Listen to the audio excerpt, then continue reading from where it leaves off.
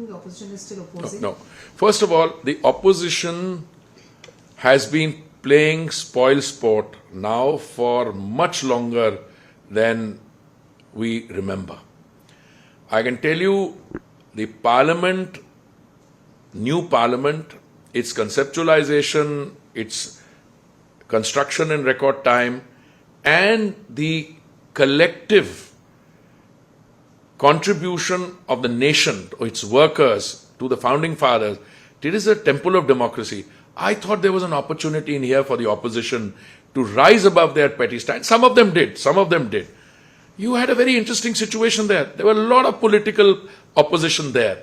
But some people, over a period of time, on account of factors which are pretty well known, I mean the TMC, for instance, or the Congress, or let's say Lalu Prasad ji's party, their overall discourse has become shrill and it has become, in fact, antagonistic. And therefore, I don't think the nation even took note of that. And let me say, I was in that parliament. It was once in a lifetime opportunity, and I'm really grateful to God that, one was there at that point of time and has been associated with it. Do you think anybody bothered whether Mr. X was there or Mr. Y was there? There's one member of parliament from one of those parties who has been tweeting all kinds of, nonsense on it. Is he taken seriously? No, even if there was a, place for, theatrics of the, bizarre comedy type, even there they wouldn't take him seriously. Today, what is happening? Parliament is merely symbolic. It is a temple of democracy. But look at where the country has come in the last 9 years. You were the 10th largest economy or the 5th largest economy. Today, you are slowly but surely on your way to becoming the 3rd largest economy if this rate of growth continues. And who knows, by 2024 or 2025, and you are going from that on to a 7, 8, $10 trillion economy. Per capita income has gone up in this country, doubled since 2014 and now. The figures I'm getting you, if you go by the Ernst & Young projection, by 2040, you will be a $28 trillion economy. What the Honorable Prime Minister said was, Viksit Desh, developed country by 2047 on Amrit Kal. My submission to you, madam, is that you will be a developed country before 2047. Why? Because all the indices of a developed country, your size of your economy, the GDP, the role of education, health, social sector, all that is improving. I mean, how many countries in the world, how many were able to produce 224 crore vaccine doses and distribute them free, send them also to a large number of countries outside India. So I think it's a really moment of great joy. I know there is part of human nature, when something is going well, you want to throw in a discordant note, make it shrill, because you have other issues to it. But I don't think that detracts. When the history of this period is written, I don't think these people will even find a footnote mention in that. You're speaking about the economy, you're speaking about the $5 trillion economy that the Prime Minister has spoken about, the way forward.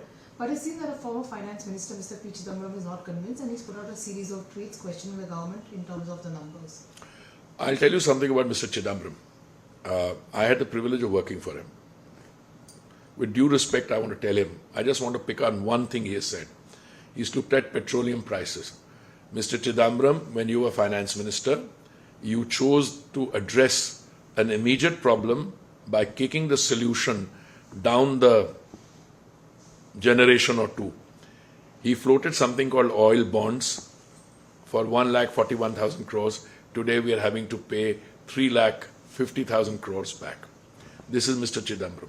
But I must tell you, Mr. Chidambaram, with all his faults, occasionally when he sees the progress around, he cannot but display that even he is impressed in parts. But I think on an occasion like this, Mr. Chidambaram has to do some serious introspection and soul searching, because often enough he would like to claim credit for some of the good that's taking place. I also saw some statement by the Congress party, I don't know whether it was him or somebody else, oh, you were able to do this because we did this. What did you do? I take the health sector. Between 2004 and 14, the limited manufacturing capacity we had in the public sector for making vaccines, you dismantled it. So we would have happily built on you. If you had some facilities, you built them, we would have built on that. But you dismantled what existed, so we had to build from scratch. So I can give you many examples. Let me tell you with the areas I deal with. I already gave you the example of oil bonds. Let me give you an area of the housing sector. What did we do? We, that is Pradhan Mantri Shri Atal Bihari Vajpayee ji, started the metro. And because it was started when Vajpayee ji was Prime Minister, after that it was very slow. And came Mr. Modi. He took the national metro, which stood at about 240 kilometers when Mr. Modi took over. Today it's at 860. I maybe figure here and there. And we've got another 1,039 kilometers under construction. Let me give you another figure. Today we are at number 5. We are going to overtake Japan and Korea in terms of the kilometrage. And within a limited short period of time, we will overtake the United States. India will have the second largest metro network in the world. Let me give you our petroleum refining capacity. We today have 252 million metric tons per annum. We are going to take it up to, we are at number 4 if I'm not mistaken. We will take it up to 450 million metric tons per annum, which I think will be the second largest in the world. So India is on the march. The new India that the Honorable Prime Minister has envisaged, that is showing results on the ground.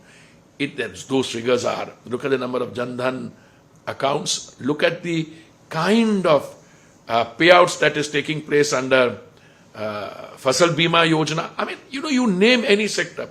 But the whole thing is, it is couched in the philosophy of governance, Sushasan, Samaj Seva, and it is targeted at those who are the most vulnerable part. In fact, when we talk about, and I spent 39 years in the Foreign Service, when you talk about development, I can say with confidence, the Sustainable Development Goals of the United Nations will succeed because India will succeed. And India will succeed, and thereby the SDG global success will take place. You've been in the foreign services, you've served as ambassador in the past as well.